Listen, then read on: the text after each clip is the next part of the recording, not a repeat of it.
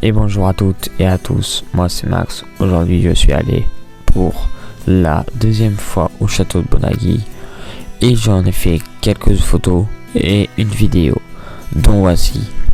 Merci encore et bon visionnage.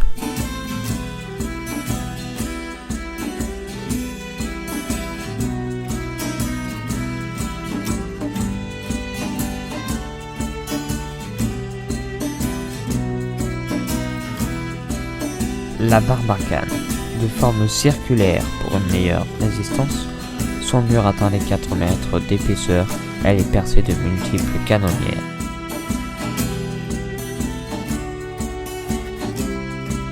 La porte que vous voyez ici est comme un pont-levis. Quand il y a des ennemis, elle peut se soulever pour empêcher les ennemis de pénétrer dans le royaume.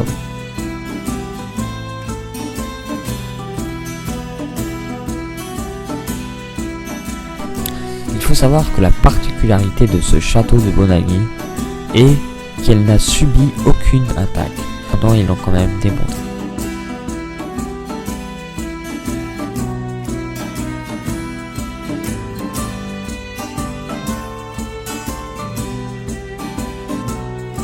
Voici une ancienne cheminée.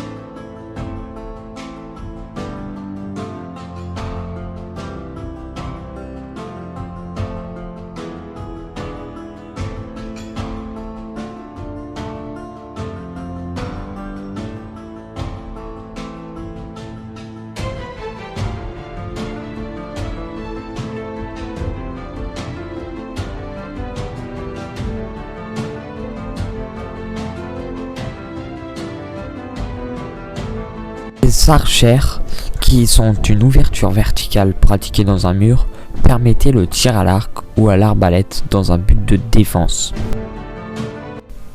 La tour carrée, son entrée était commandée par un pont-levis.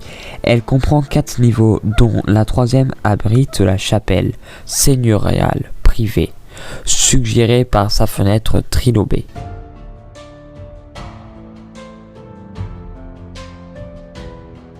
Au Moyen-Âge, la religion rythme la vie des hommes. Toutes les classes sociales se retrouvent à la messe le dimanche et lors de nombreuses fêtes religieuses.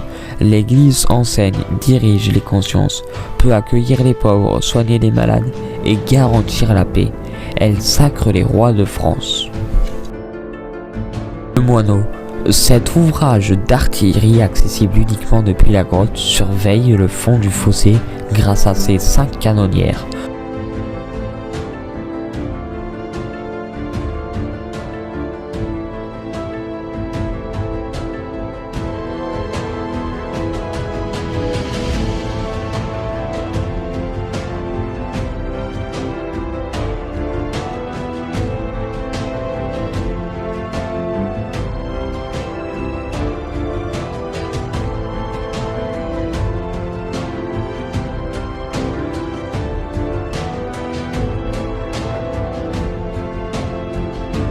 Ici se trouvaient des arches. En effet, avant, il y avait un toit. Cependant, il a été démonté.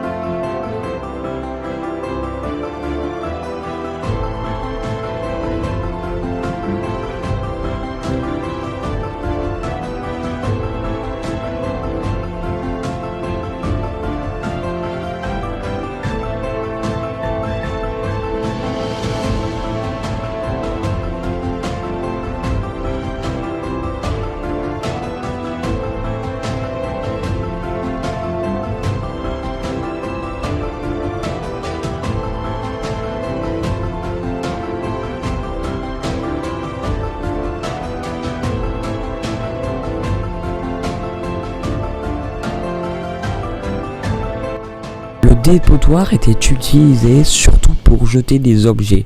En effet, ils ont pu retrouver de nombreux et anciens objets qui auraient appartenu à quelques habitants de cette forteresse.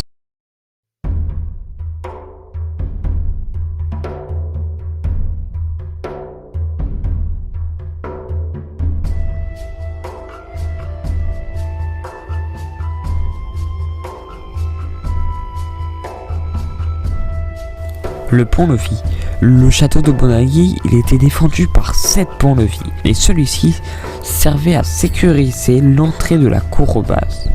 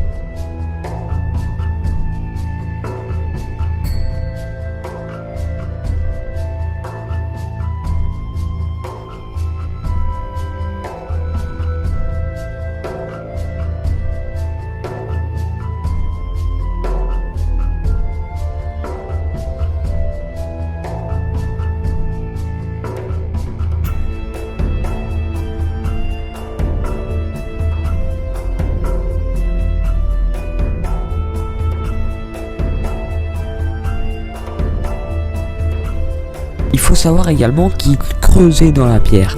En effet, dans ce château, il y a une partie lisse naturelle, mais il y a également, au-dessus de cette partie naturelle, la partie où eux, ils ont creusé et ont bâti la forteresse.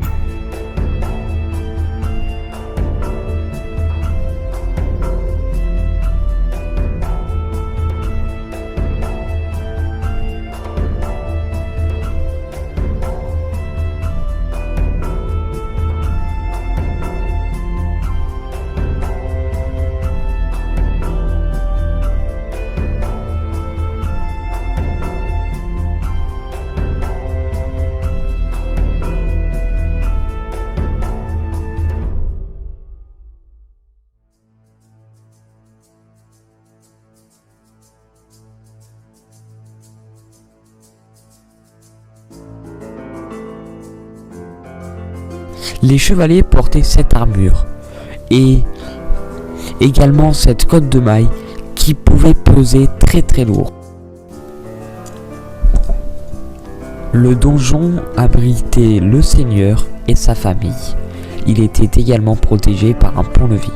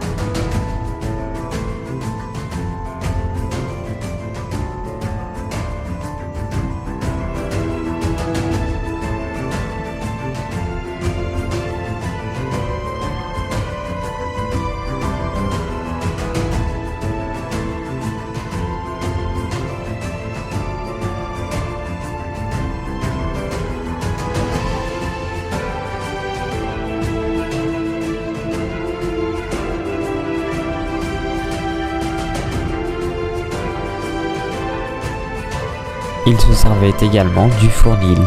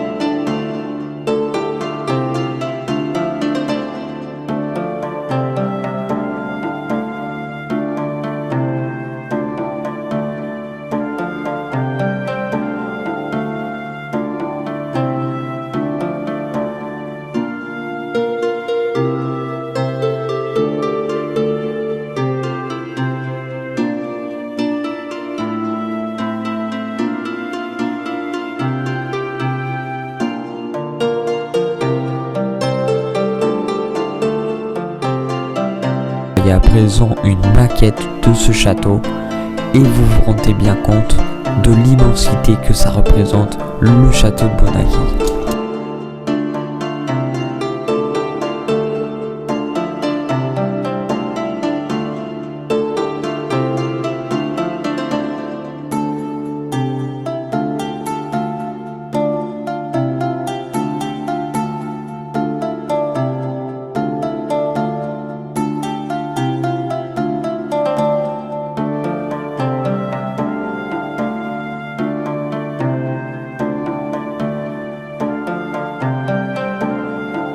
Les châteaux du donjon étaient souvent en colimaçon, souvent pour protéger contre les attaques. En effet, les personnes en bas ne pouvaient pas contre-attaquer car ils étaient déstabilisés et qu'il y avait un mur entre eux.